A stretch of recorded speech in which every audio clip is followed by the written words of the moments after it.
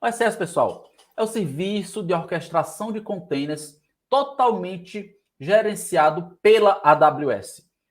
Isso aqui faz uma enorme diferença. Totalmente gerenciado pela AWS. Por quê? Porque você não vai ser o responsável por tarefas críticas nesse processo. Uma tarefa crítica, manter o nosso container rodando, tá? Essa é uma tarefa crítica. Para ilustrar essa ideia e não ficar na teoria, eu vou trazer dois cenários aqui. O primeiro, uma aplicação web, certo? Onde a imagem dela esteja no Docker Hub. E depois vou trazer um cenário com a aplicação web com os fontes local. É o cenário do nosso evento, tá? Dessa forma eu vou conseguir ilustrar para vocês, para que vocês possam mentalizar ou conseguir desenhar na mente de vocês o que é que o SS faz e qual o papel dele nessa jornada. Então, para isso, vou aqui para o meu quadro, tá? Vocês vão ver muito utilizando esse quadro no evento, certo? Então, o nosso primeiro cenário, eu vou trazer, se a gente quisesse rodar uma aplicação em WordPress com Docker. O que é o WordPress? O WordPress é um CMS de mercado onde você consegue construir sites e etc. E ele já tem imagens prontas para isso.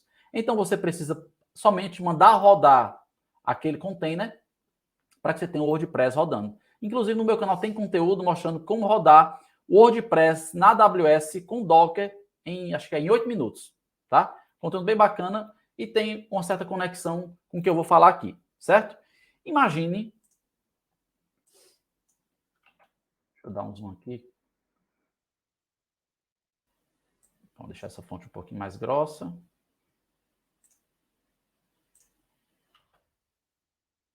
Imagine que você está aqui no Docker Hub, tá? Lembrando que o Docker Hub é o repositório do Docker, repositório principal do Docker. As imagens públicas de mercado, as principais, estão lá. Então, você tem uma imagem lá, que é a imagem oficial do WordPress, certo? E vocês, poxa, ele, agora eu só trabalho com Docker. Eu quero lançar o meu container na AWS. Se você não conhece o SS e faz o que é o convencional de se fazer, o que é que você vai fazer? Vamos imaginar que aqui nós temos a nossa conta na AWS. Tá? Você diz, pronto, Henrique, eu vou lançar meu container na AWS. Então, inicialmente, o que você vai fazer? Você lança, naturalmente, você vai lançar. Se você for pelo caminho convencional, você vai lançar uma máquina EC2, nada mais é do que uma máquina virtual na AWS, chama-se EC2, tá? Então, você vai lançar um EC2, vai instalar o Docker lá dentro, vai, de repente, colocar ali o Docker Compose, para ficar mais fácil subir as variáveis de ambiente, informações do seu container, tá? E aí você vai mandar rodar o seu container. Então, você vai ter aqui, ó, seu container rodando. Certo? Aqui nós vamos ter o nosso usuário. Você vai lá, libera o acesso e o nosso usuário vai conseguir bater na EC2 e acessar a nossa aplicação. Tá? Agora, imagine que por algum motivo essa aplicação caiu, essa máquina caiu. E aí, o que, é que você vai fazer? Imagina o que você faria hoje. Vamos supor que você não conhece SS. Provavelmente nesse momento, se você não teve contato, você não conhece. Essa máquina caiu. E aí, você vai fazer o quê? Ainda, eu vou lançar outra. Eu vou lançar outra máquina.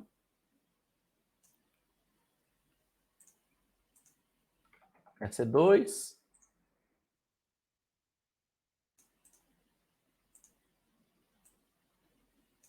E vou lançar também meu container lá.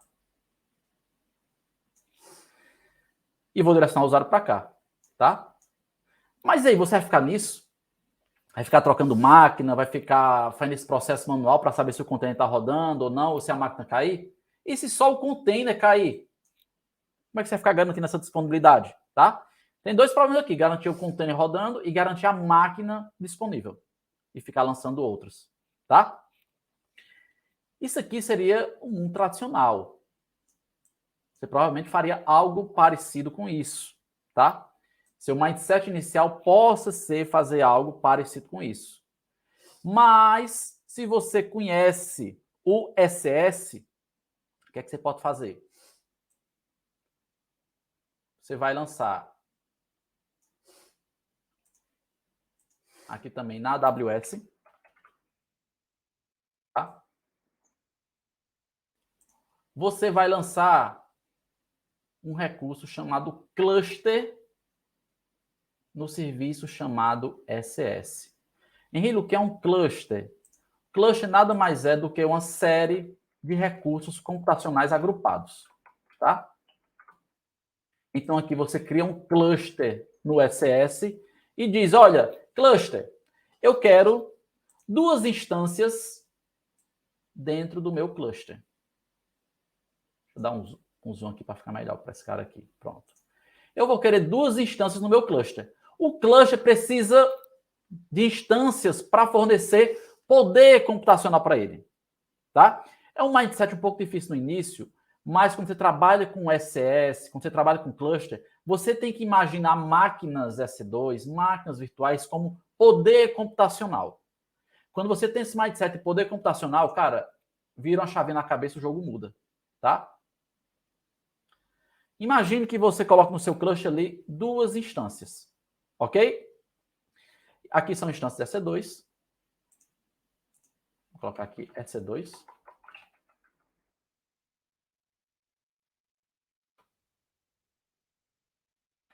Ao lançar essas instâncias EC2, você diz, poxa, agora eu vou lançar o meu container. Para lançar o meu container, o que é que você vai fazer? Aqui, container, na linguagem do SS, é a primeira nomenclatura nova. Aliás, a segunda. A primeira é cluster. Você vai lançar aqui tasks. Task nada mais é, de forma simplista, um container. É um container rodando aqui, tá? Seria o container. Então, aqui eu vou colocar um T de task. Mas, para lançar uma task, você não vai lançar uma task individualmente. Para lançar uma task, você vai criar ela através de um recurso chamado service. Então, aqui, ó, esse carinha é o cluster.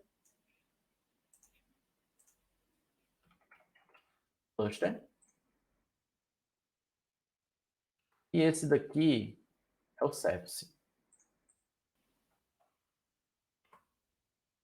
Certo? Para lançar meu service, vou colocar aqui uma caixinha também para o service, para ficar organizado. E aqui é o meu cluster. No service, pessoal, o que é que o service faz? O service é o carinha responsável por dizer, olha, eu quero X tarefas rodando. No caso aqui, eu quero trabalhar com uma aplicação que tenha pelo menos 2 tarefas rodando, porque eu quero configurar ali a alta disponibilidade para ela, tá? Então, você vai dizer no service a quantidade de tarefas que você quer rodando. O service sabe como rodar essas tarefas, também é o responsável por fazer a atualização, fazer um deploy da sua aplicação, mudar os fontes, mudar alguma coisa. Quer trocar a imagem? Ele vai ser o responsável também por fazer isso, mas ele não conhece os requisitos da sua aplicação. O que seriam os requisitos? Seriam as características dela. No caso aqui, a gente está falando de uma imagem no WordPress, certo?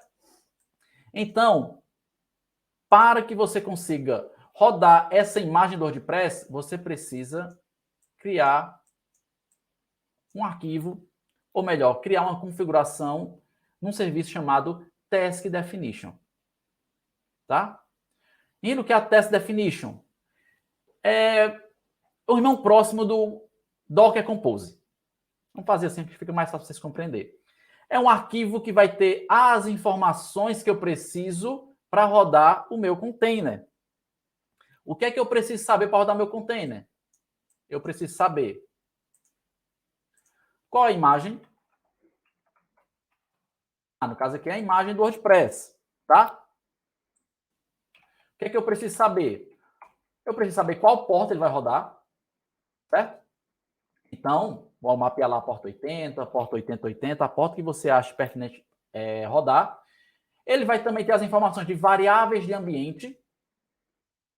Aqui vai ter uma variável de ambiente para conversar com o banco, vai ter o login, vai ter a senha, vai ter tais informações. E recursos computacionais. Eu quero que essa test definition ela tenha a informação dizendo que eu vou utilizar aqui 500 MB de memória para lançar esse container. Tá? Então, a test definition tem todas essas informações. E aí, quando você cria o service, você diz, olha, usa essa task definition aqui. Usa essa task definition. Então, o service, quando você cria ele, você diz qual a task definition que ele vai utilizar e vai dizer quantas tasks você quer rodar. Vamos supor que você disse aqui, eu quero rodar uma. O que é que ele vai fazer? Ele vai trabalhar incessantemente para ter uma tarefa rodando o tempo todo. Ou seja, se acontecer algum BO, acontecer alguma merda, esse cara que morrer, lembre-se, container foi feito para morrer. Você não pode ficar guardando informações nele, porque quando ele morrer, as informações vão para o saco. Tá? Então, se esse cara morrer, tem lá no service dizendo, rapaz, aqui ele falou para mim que quer uma rodando. Bicho, dá um jeito aí. Então, ele vai procurar primeiro poder computacional aqui. Tem poder computacional suficiente? Se essa task foi para o saco, sobrou poder computacional, ele pode rodar aqui. Tem. No caso, deixa eu só ajustar esse desenho aqui, porque vai ser dentro do meu service.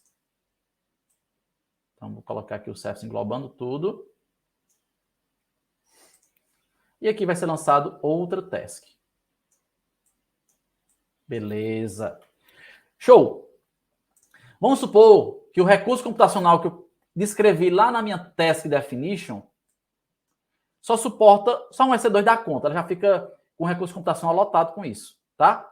Então, se eu mudar aqui, ó, para 2, vamos supor que eu diga, olha, eu não quero um não, eu quero 2.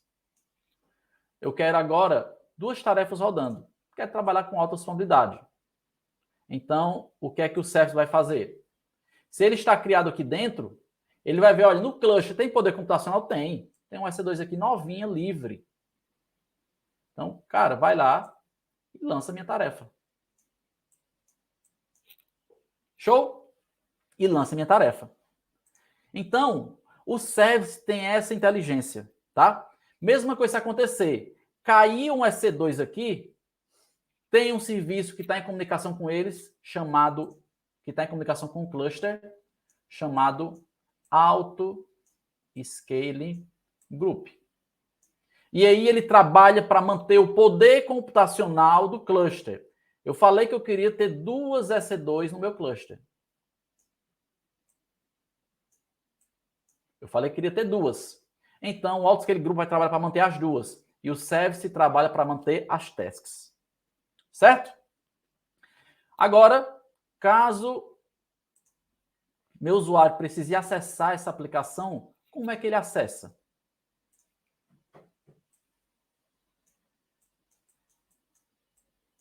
Aqui vai ser Vou só explicar por alto aqui, porque a gente vai falar muito disso aqui na terceira aula do nosso evento, lá na sexta-feira, tá?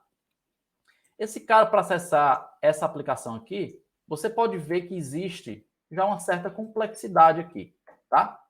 Eu tenho um cluster, tenho 2 EC2 dentro desse cluster, tenho um service rodando 2 tasks, certo? E aqui, esse cara, eu vou colocar um load balance na frente, tá? Acredite, isso aqui é um load balance, tá, pessoal? Eu não sou muito bom de desenho, mas também eu não gosto daqueles diagramas de arquitetura pronto, certo? Quando é algo novo, eu prefiro partir de uma página em branco. Vou desenhando e tal, vou explicando para vocês cada coisa e vocês vão compreendendo, tá? Aqui são os caras que fazem a distribuição do tráfego, tá? Essas bolinhas aqui. E aqui eu vou criar um carinha chamado Target Group, certo? Vocês vão ver que lá no dia 3 que o Target Group vai se comunicar com o nosso service e vai saber como mandar o tráfego para cá e vai saber como mandar o tráfego para cá, certo? Que são as 2 tasks que eu tenho disponíveis na minha aplicação. Ele também tem a inteligência em conjunto com o service para quando acontecer o deploy, ele parar de mandar tráfego para cá, enquanto essa task vai ser trocada, e vai mandar o tráfego só para cá. Certo? Terminou o deploy, ele volta a mandar tráfego para cá, para de fazer o deploy aqui, corta esse tráfego, essa task morre, lança uma nova, e aí quando tiver ok, direciona o tráfego para cá. Beleza? Esse aqui é o cenário. Tem só um ponto aqui que pode ser que não precise ser feito, deploy, já que a imagem é a imagem do WordPress. Tá bom? Se você não for ficar atualizando com base no que tem lá, não precisa ficar se preocupando com deploy. Esse cenário deploy vai se aplicar mais ao cenário 2. O cenário 2, app web, fontes local do nosso evento. Eu vou, inclusive, aproveitar esse desenho aqui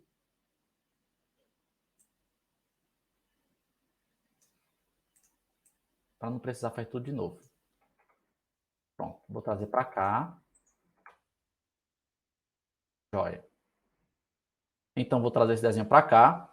E aqui, pessoal, o que é que vai mudar no nosso caso? No nosso evento, nós vamos ter os fontes local. Vamos baixar o projeto do GitHub, containerizar ele e depois disso é que nós vamos subir para a AWS. Tá? O que é que vai mudar aqui no cenário local? Tem aqui nossa máquina, tem aqui o nosso dev. Está aqui ele trabalhando na máquina dele, beleza. Baixou o projeto lá do Git. E aqui, para subir esse projeto, aqui na minha test definition eu preciso determinar a imagem, certo? Nesse momento a imagem, a gente só consegue gerar a imagem da nossa máquina. Mas tem um serviço na AWS que nós vamos utilizar chamado SR. É o registry da AWS. Certo?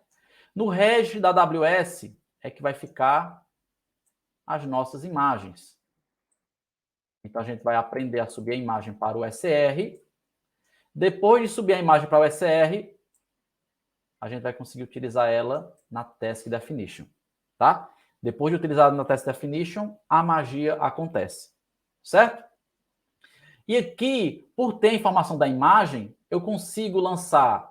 Isso aqui já é um cenário mais avançado, mas só citar ele. A partir da informação da imagem, eu consigo lançar outras Task Definition com diferentes versões dessa imagem, tá? Então, aqui no SR1, porque eu subi várias imagens com diferentes versões.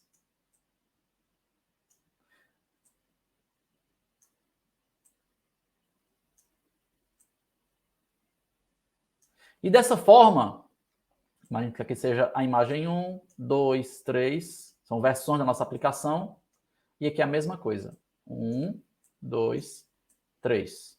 Dessa forma, caso eu faça um deploy da imagem 2, esteja rodando da 1, por exemplo.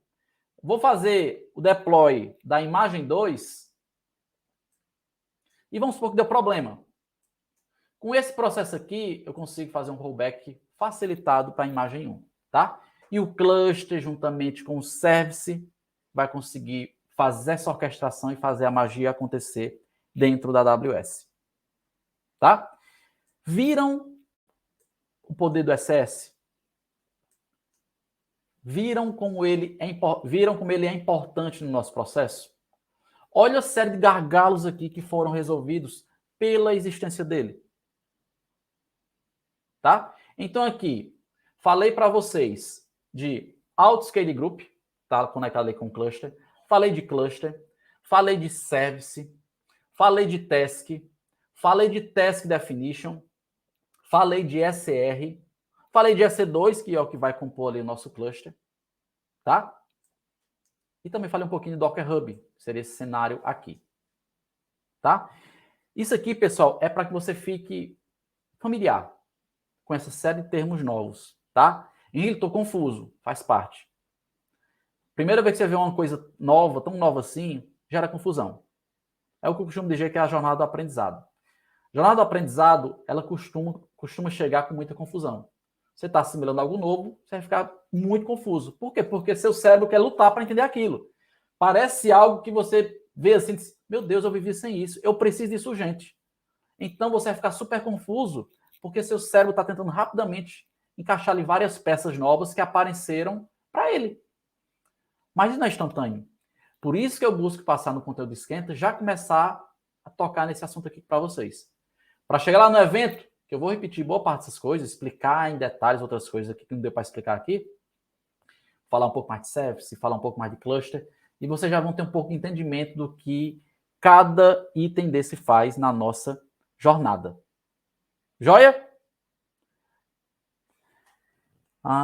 Dúvida.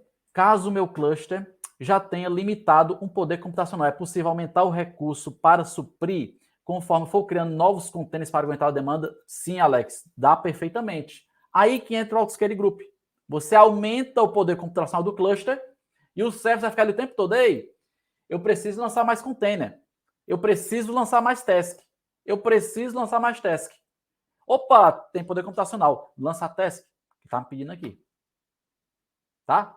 Isso é tudo conversando. Aí é que a magia acontece.